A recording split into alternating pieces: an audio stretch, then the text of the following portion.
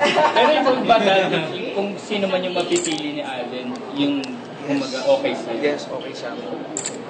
In respect din sa kanya, kung sino man yung mapili niya, okay sa akin, walang problema.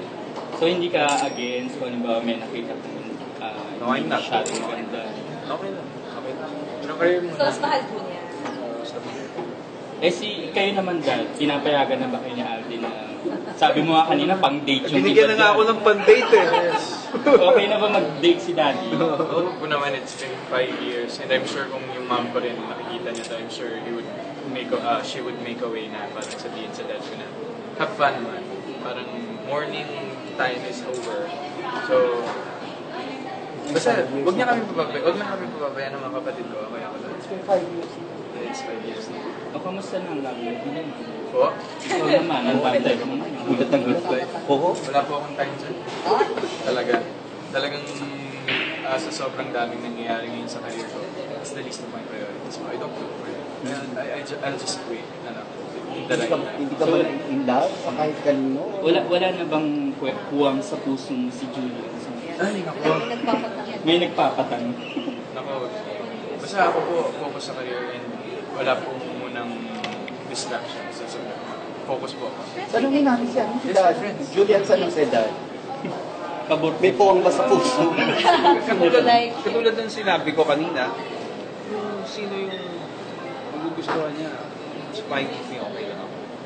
Pero mas maganda kung trabaho mo. May focus. Pero, Hindi po sa ka-showbiz pero hindi po talaga eh. If ever pasaway si Alden, kahit na bata pa siya and now. Yan. So ngayon, naiintindihan niya na siguro kasi nung bata pa yan, ako talaga yung disciplinarian. No? Although hindi ako namamalo, yung boses ko lang, takot sila. So hindi talaga ako namamalo kahit tanong sa akin. Hanggang ngayon, dala niya pa yun. Ngayon, puro reminders. No? Ito yan, ganito yan, ganito yan. Para alam lang niya, nag-guide na lang ako ngayon kasi may sarili na siyang isip. Gina-guide ko na lang siya. Saka mukhang matino naman. Ay, Napalaki mo naman ng matino. matino naman sila. Pati yung dalawa ko pang anak.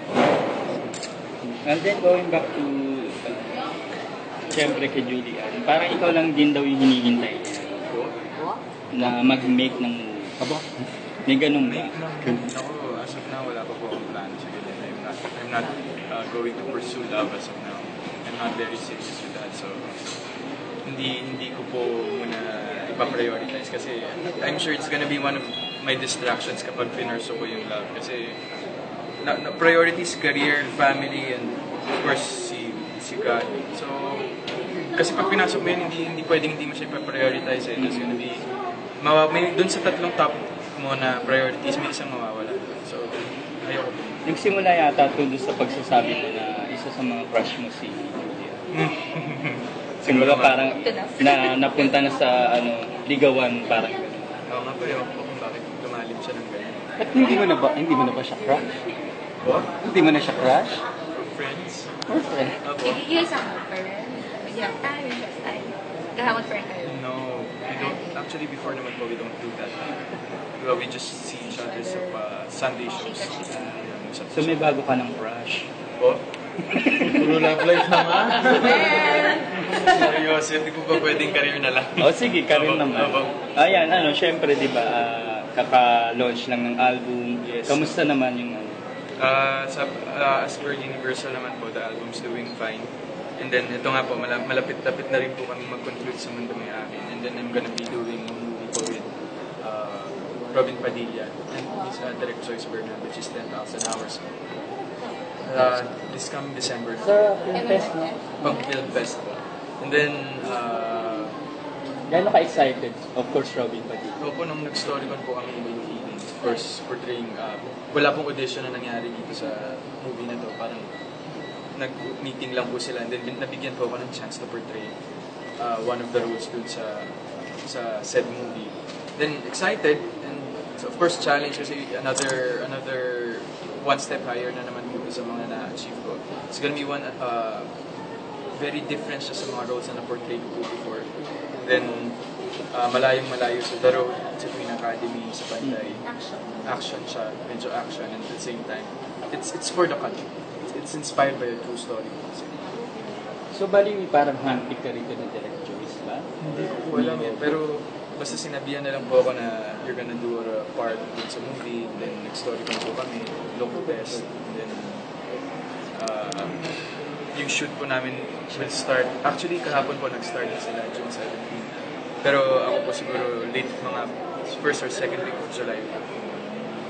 Anong feeling naman na, syempre, kasama ka pa rin sa Sunday All-Stars? Kasi parang yun yung inaalala mo dati na baka hindi ka makapag-promote ng album mo because, di ba? Opo, kasi masaya po kasi at the same time, napalitan yung concept ng show. Nagkaroon ng, kung napanood po natin yung first episode, lahat nabigyan ng chance to shine. Kung saan sila magaling, nabigyan sila ng opportunity para ipakita yun sa mga tao. Ganun din po sa amin ni Luis, kabilang po kami sa Team Jolina. And it's a different challenge kasi ito po talaga labanan ng magandang concepts eh. Lahat po involved, hindi na yung show yung nagbibigay ng prod sa'yo. You create your own, we create our own production numbers, which is more challenging and mas hands-on, unlike before. So, mas gusto mo yung format? Opo, kasi para may input naman po lahat ng, kasi po since different groups, we have meetings and then we input our own concepts and then dun kami nagkakaroon ng conceptualize all together. And then at the same time, nagiging close po yung mga members ng group. Hanggang kailan naman yung mundo? As per management po, ang sabi nila, last episode po namin is July 16 po yata. Pero, I don't know, baka po na-extend sana. Pero, yun na po yung last word. Pero ano pa yung mga abangan sa show? Meron nga pong unexpected wedding na abangan sila. Yun po ang isa sa mga... Kung kanino ka ikakasal? Hindi po yata sa akin. Basta surprise po. Surprise po yun. And then, yung ending ng love story ng tatlo, Jerome, Darlene, and Marilyn. And then, merong mamamatay. So yun. Yun yung mga dapat abangan sa mundo niya.